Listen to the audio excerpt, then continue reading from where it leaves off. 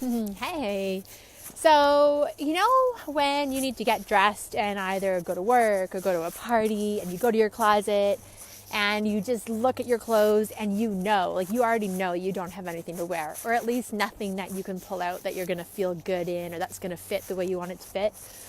And then you start to dissect your body and you can feel fat and frustrated and just confused and stuck because the things that you're doing just aren't working to lose weight. Yeah, so that was me 8 years ago, roughly.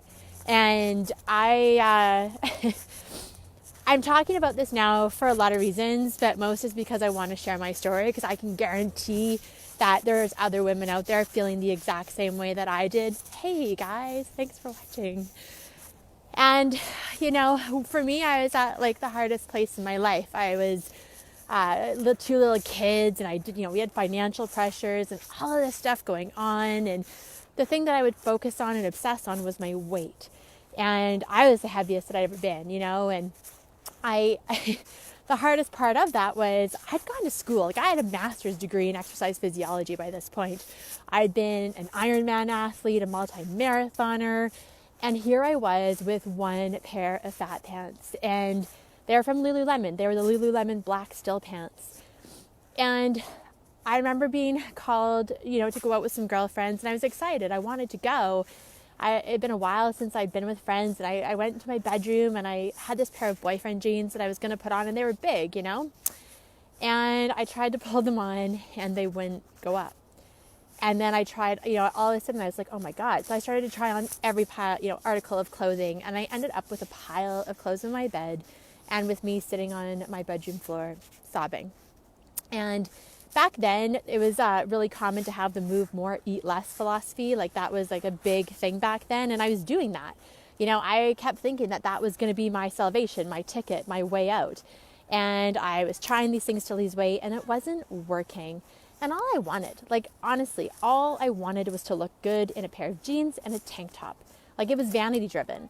And I had so many belief systems around, I thought I ate well. I thought that I was eating the right way to lose weight. I thought I was doing the right kind of exercise. And if you're a woman who's been trying to lose weight, you know the crazy making part of it. You know that the mean voices in your head, how loud they get. And if you do know, tell me that give me a little like there and say that you get it, that it wasn't just me.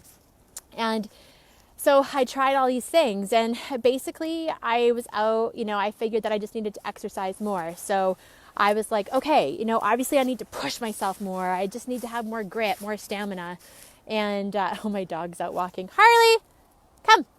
He's in the off-leash area. And so I signed up for another triathlon, and I took this out of shape body that was, 40 pounds overweight, and I tried to train it. And I was out on this training run, and I was miserable. It was cold as all get out. It was in December. I was on Memorial Drive in Calgary, and I was at the back of the pack by miles. And I'd never been a back of the pack runner, so it was humbling, and I was my ego was just crushed, and I was crying. The wind was whipping at my face, and the tears were freezing to my cheeks, and I just, I had exercise-induced stress incontinence because of babies, and so my tights were cold, and everything was just miserable. And my triathlon coach, came sprinting back to me like a gazelle, looking all young and handsome and fit, and he's like, hey Jen, everything okay? And I seriously wanted to kick him. No, clearly things were not okay. I wasn't okay. But instead, I fake smiled. I'm like, yeah, just, getting back into the swing of things here. And I told him to go on and back to the store. And then he did. He left me. I told him to go, but I was devastated that he ran away from me because I was alone again with my thoughts and my self-hatred. And I just kind of dropped to my knees. I call it my God moment, because in that moment I knew I had to change. I really did. The way I was living my life wasn't working for me. And I got myself back to that triathlon store and I quit. I was like, I'm done. And he didn't dissuade me. I think as young as he was, he saw I was really struggling. And I poured myself into research. I literally was like, what is up? What the fuck? How come weight loss and all of these things that people are talking about and doing, why isn't it working? What is the truth around this? And literally for a solid year, I read every peer-reviewed journal. I threw myself into the research. I did all sorts of stuff. And what once began as a pursuit of vanity to look good in a pair of jeans and a tank top, you know, what I started to recognize was I was an emotional eater. I didn't know that. Food had become such a comfort to me, and same with wine. You know, if you've ever heard a mom say that she's a better mom when she's got a glass of wine in her, or, you know, it's wine o'clock somewhere, or just have some chocolate and you'll feel better. Like, I said those things too. And I didn't understand the impact. So what I started to recognize was that there was just a few simple things I didn't know. I just didn't understand about food, my body, fat metabolism, weight loss, and the research showed me the truth.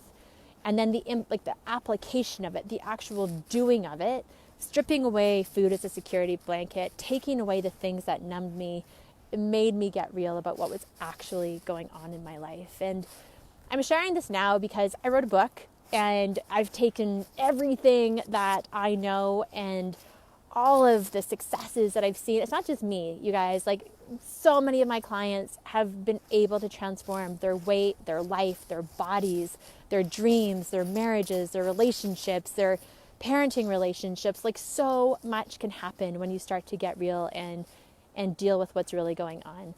Weight, for me, weight's a symptom of something else, but it's so socially acceptable to talk about it. And with the $70 billion dieting industry, it's pretty easy to get hooked in, right?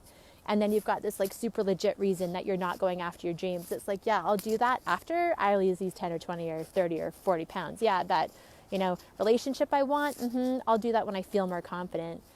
And so, you know, eventually what happened for me was that I recognized that there's two critical things you got to pay attention to. One, you got to understand the physiology, your own physiology. You got to understand food. You got to understand how fat metabolism works. And then you need to understand how human we are and the psychology of behavior change. It is not just a meal plan that sorts that shit out, you know. It's not just a training or an exercise routine that's going to change things for you. For women, it's around having accountability and support. Like, life gets hard sometimes. Your weight is for sure a symptom of something else. You too. Yeah. And that's what we don't talk about. That's not what diets teach us. Diets teach us to shame our bodies, hate ourselves, restrict, and all the restriction does is lead to binging later on, right? And if you've done it, you can put your hand up, because I did it too.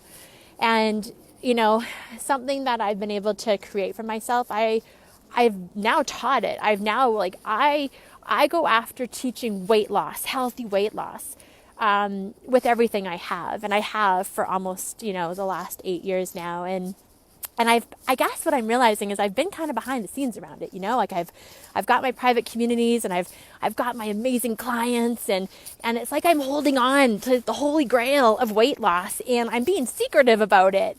And finally last year, I just kind of had this like holy shit moment where I was like I've got something good. Like, I've been able to live completely with food and body freedom for 8 years, drinking and eating whatever I want. So that's the freedom piece. That's awesome. But inside my heart and my head, I'm clear. Like, I'm good, you know, I'm remarried and I'm happy.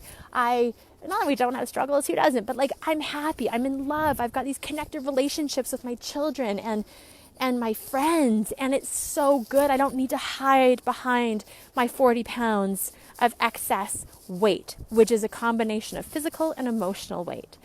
And so I guess sometimes you see people who are out there in my industry, the weight loss industry, and it's so easy to go, oh, it's so easy for her, right? It's so easy to come from that judgment place where you think like, oh, like obviously she's an Ironman athlete, or oh, she like ran 15 marathons. Like all she needed to do was like go for a run for a week and she lost the weight. I battled myself all the way through the transformative process, and I've been there.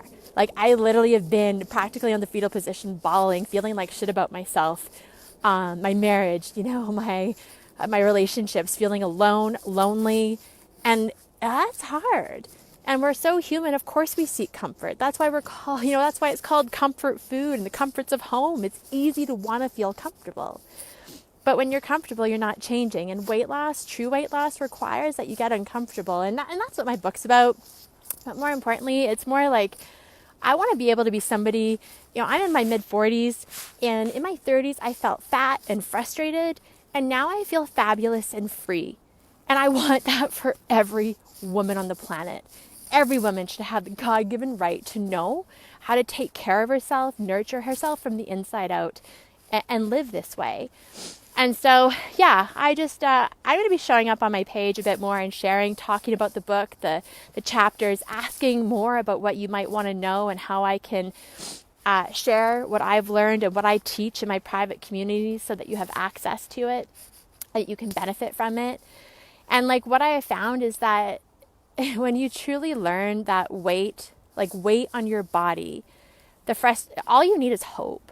Like the only thing that you need to hang on to is a shred of hope that you can change, because if you have that, you absolutely can. Absolutely. And if you're at a place in your life where you're like, I'm ready to deal, like whatever this decade has brought for you. For me, this past decade was like a mixed bag of highs and lows, put a heart if you're with me on that. Like I got divorced, I got married, I left one company, I started another. Like it's just been, it's been crazy town and a wild ride, and I wouldn't trade any of it. But I'm actually really clear that this next decade, yay, Susan, yes, you're with me. This next decade and where I'm going, well, it's big and it's bold, and I don't want to keep my method a secret. I don't want to keep how we do this in the academy a secret. And I'm just deciding with my editor the name of my book, so I can't actually share it yet. But I can tell you what we've done with it is we've created something really cool to go along with it. And so if you happen to watch this, or you feel like sharing it with your community of women, especially if you know somebody is like I was, fatigued, frustrated, feeling gross, disconnected, then help's available. And all you need to do is direct message me. You don't even need, a lot of times we're so ashamed to reach out for help. It's like this belief that we can and should be able to do it on our own. And my answer to that is why? Like that's such bullshit. That's such a way to stay stuck and trapped in isolation and to not get what you want to get to. But just hit my inbox. And if you want to have a conversation, if there's anything I can do to support you as you're leaving 2019 and you want to be like, forget it, I'm not making New Year's resolutions. I want to know that I've already got a plan. I've got support. I've got something in my back pocket. Well, then hit me up. Thanks for watching. What I can share is that it requires you to do something different if you want to create something different in your life.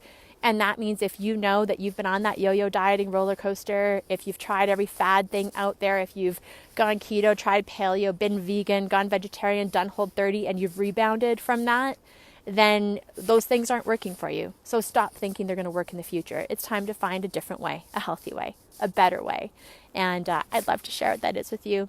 All right, everybody, have a super Tuesday. I'll see you again tomorrow.